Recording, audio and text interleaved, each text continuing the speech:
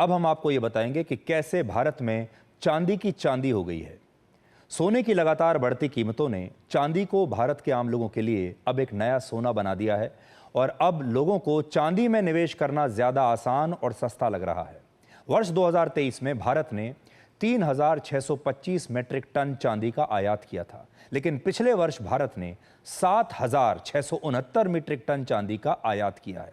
यानी एक वर्ष में ही चांदी का आयात दुगने से ज्यादा हो गया और अनुमान है कि इस बार चांदी सारे रिकॉर्ड तोड़ देगी।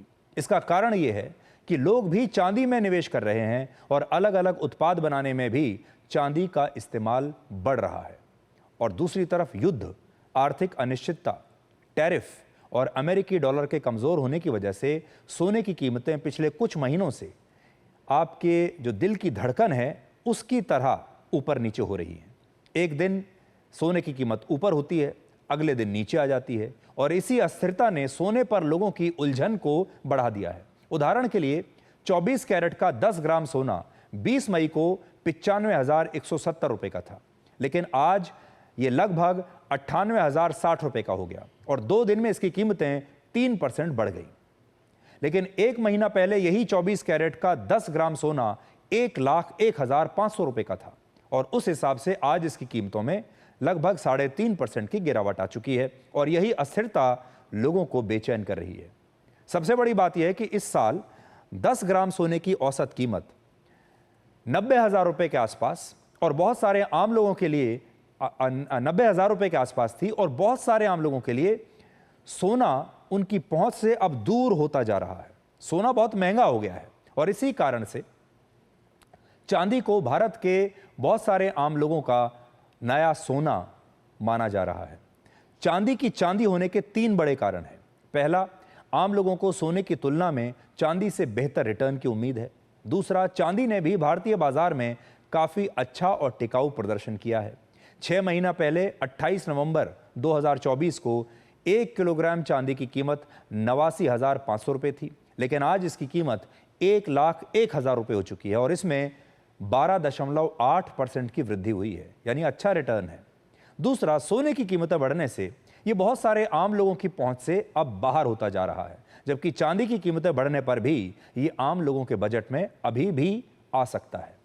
यहां आपके मन में ये सवाल भी होगा कि सोने के मुकाबले चांदी की कीमतें तो हमेशा से ही कम रही हैं, फिर इस समय में ही ऐसा क्या खास हो रहा है और क्यों हो रहा है कि लोग सोने से ज्यादा चांदी खरीद रहे हैं?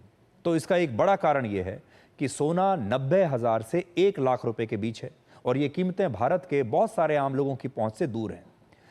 दूसरा, जब आप ये सुनते हैं कि सोना 1 लाख रुपए हो गया है तो इसका आपके मन पर भी एक अलग प्रकार का मानसिक प्रभाव पड़ता है। आप 1 लाख रुपए सुनकर थोड़ा हैरान हो जाते हैं। ये 1 लाख रुपए का जो बैरियर है, थ्रेशहोल्ड है, ये सबके मन में एक गहरी लकीर की तरह है और आप सोचते हैं कि चलो इस बार सोना नहीं चांदी ही खरीद लेते हैं।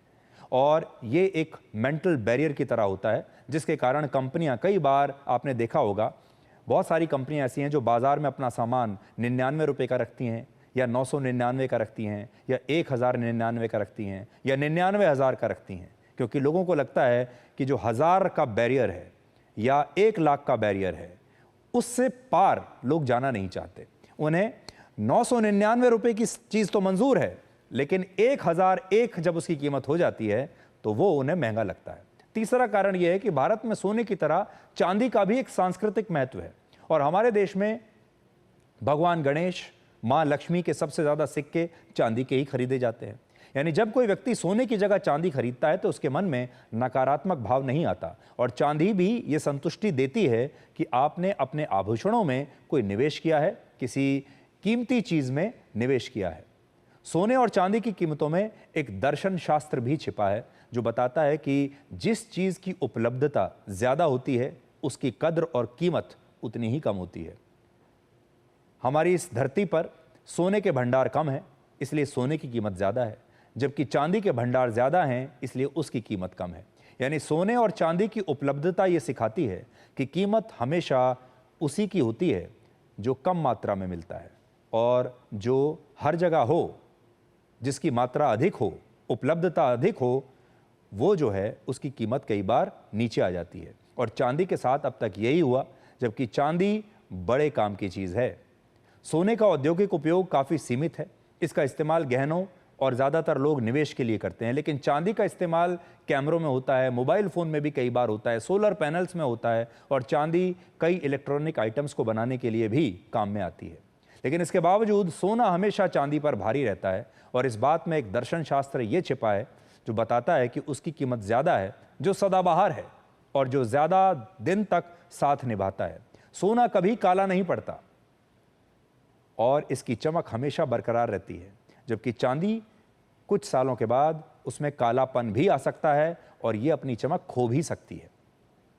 यानी सोना सदाबहार है, इसलिए लोगों की पहली पसंद है, और चांदी की चमक अस्थायी है, इसलिए उसकी मांग भी कम है और उसका दाम भी कम है। तो ये खबर तो थी बाजार की, लेकिन आप इसे अपने ऊपर भी लागू करेंगे तो मैं आपको यही कहूंगा कि जब भी आपको बनना हो तो सोने जैसा बनिए, जो सदाबहार भी है और जिसकी चमक हमेशा बनी रहती है और जो मात्रा में भी सीमित है।